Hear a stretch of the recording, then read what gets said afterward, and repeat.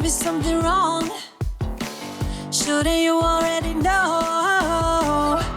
Should've spelled it out. Let me put it in a song. Every time you make that face, like crawling to a damaged space, out of sync and out of tune, that frequency I can't undo. Please listen close. Hello and welcome back to FFS. I'm Paulina Galindo and I'm back to continue with this hot garbage that is Project 2025. Now before we dive into this video, I just want to take a few moments to remind you why this is so important. Most of the jokes on the internet have compared Project 2025 to Mein Kampf. Hell, just last week we joked that a chapter must have been written by Joseph Goebbels. But this comparison just isn't fair. It just doesn't do Project 25 justice. However, there is another book that these fuckers seem to have used as a guide, 1984. Now this comparison seems to go beyond the simple fact that they're both named after years. Let me explain. ProPublica got their hands on and published the training videos from the Heritage Foundation designed to be given to middle management presidential appointees, the outer party if you will. These people are lesser than the cabinets or department heads, but people chosen for their loyalty to the party nonetheless. Now you may want to think that we're just being facetious and making wild comparisons and blowing things out of proportions, but the video titled Left-Wing Code Words and Language really seems to drive the point home. Katie, what brings to mind is the quote, "He who controls the language rules the world." It's attributed to Joseph Stalin and other tyrants. And George Orwell stated, "He who controls language controls culture." Even more, Hitler and others lived by the creed. If you repeat a lie often enough, people will believe it. Without doubt, it's true. Language is a powerful and often controlling tool. Career bureaucrats and the left are also using language to change culture and gain more and more authority, thereby upsetting the balance of power envisioned by our founding fathers. This, in essence, weaponized language against the American people. This training is vital to you as a political appointee. If there's one thing you take from this training, it is to know when you start your job as a political appointee, every single word, phrase, and acronym must be vetted, and you must determine what implications every word has before publishing or moving forward with any official or internal document. She actually quotes George Orwell in there. How fucking ballsy do you need to be? Well, how about this quote?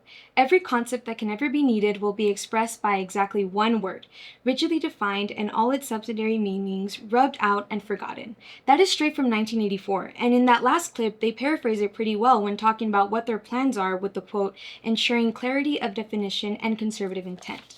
But if you're still not convinced, the end of the video gives a summary of the words that they feel need to be cut out. Dr. Kevin Roberts boldly and courageously states, in the Mandate for Leadership, the next conservative president must make the institutions of American civil society hard targets for woke culture warriors.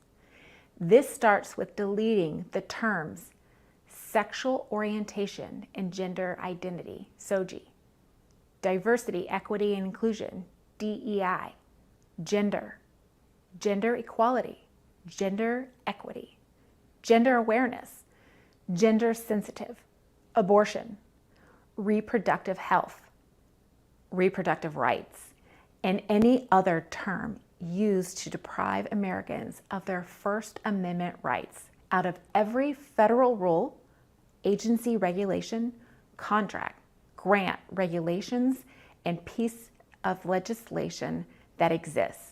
And the next conservative president will only be able to do so with your help. Are you up for this challenge? We think you are. Together, let's conquer the monsters in Uncle Sam's attic.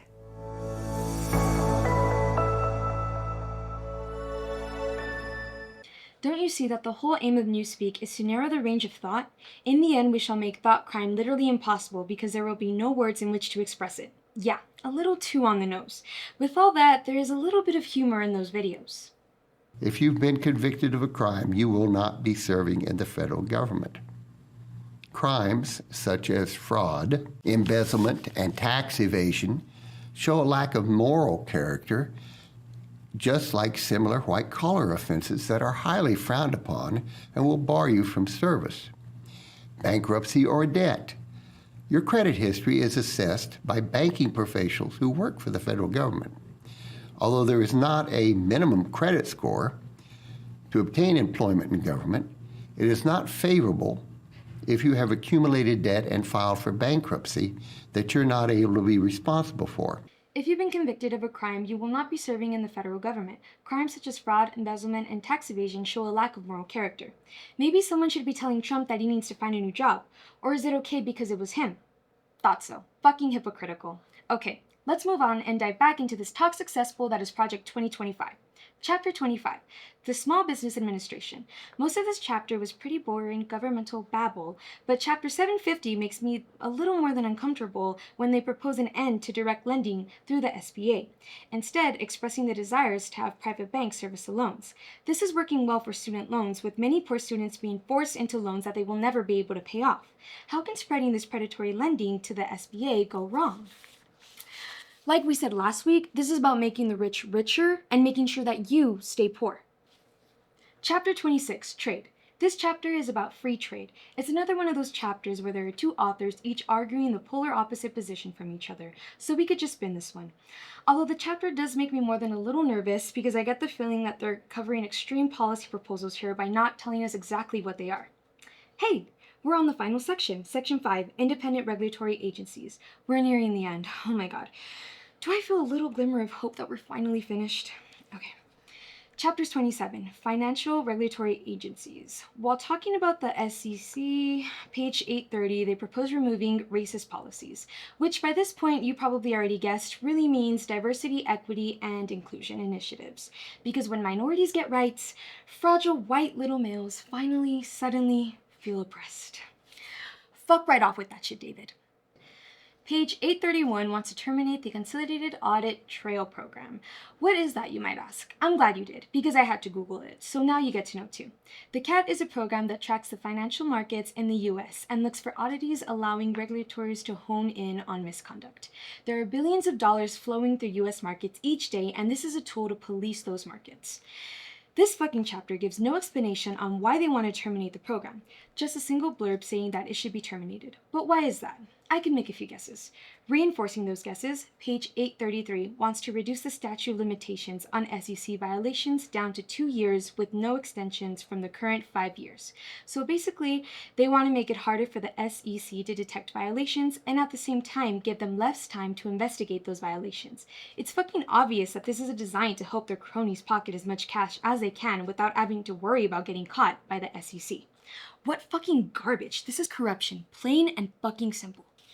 Chapter 28, the Federal Communications Commission. This chapter is filled with Section 230 propaganda. Section 230 is a law that at its core says that websites that host conversations between users are not liable for the speech that is hosted on their websites, even if they curate that speech. This allows companies like Facebook to allow anyone to post what they want, and also allows Facebook to remove speech that doesn't align with their values, or to correct misinformation, all without opening themselves up to lawsuits a normal publisher would face. These fuckers want to remove the ability for platforms to curate that speech, if they want to keep those immunities, because to these shitbrains, all companies should host all speech with no limits, because if the populace is afraid and confused, they vote conservative. Seriously, I can't say this with enough conviction. Fuck these guys. This chapter also wants to get rid of TikTok, because China. Chapter 29, the Federal Elections Commission. Page 865 gets right down to it with this bit of policy proposal.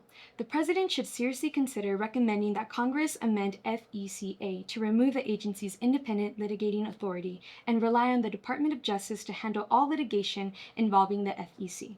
So what does that mean?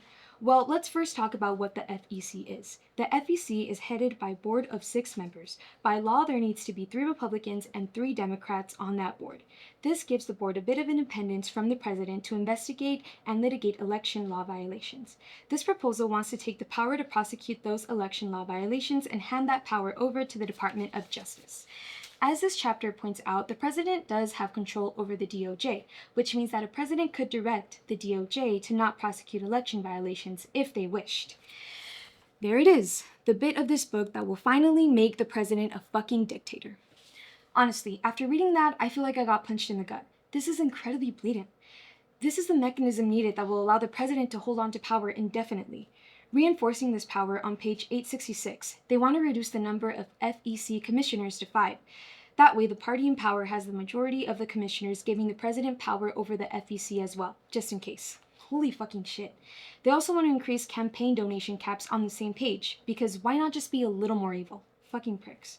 The final fucking chapter, Chapter 30, Federal Trade Commission. Most of this fucking chapter doesn't even cover the FTC at all, but just yells into the void about these so-called culture wars. Really, it's just weird how upset they are about treating people fairly. The rest of this chapter talks about how our antitrust laws are woefully unprepared to deal with modern tech companies that technically don't charge for their services. They point to European laws as a guide for future antitrust laws here in America. They even talk about how Obama failed to break up Google because the laws in the books failed him. I can't believe that I'm saying this, but with this part, I agree with. I feel dirty. Holy shit! We're finally done! We're fucking done with this whole pile of fucking shit. So, obviously, this thing cannot go into practice. It's a guide to destroy the country and turn it into a fascist dictator. So, what can you do to stop it? The simple answer is to vote. Make sure the people who champion this bullshit never reach office. And despite how much he wants to distance himself from it, that absolutely includes convicted felon Donald fucking Trump.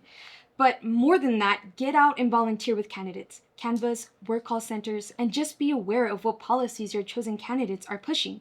Also, it's okay to not always agree 100% with a candidate. We're all individuals, and we will not always agree, and that's okay. But on the same token, don't let them take your rights like these people fucking want to. Seriously, fuck these people.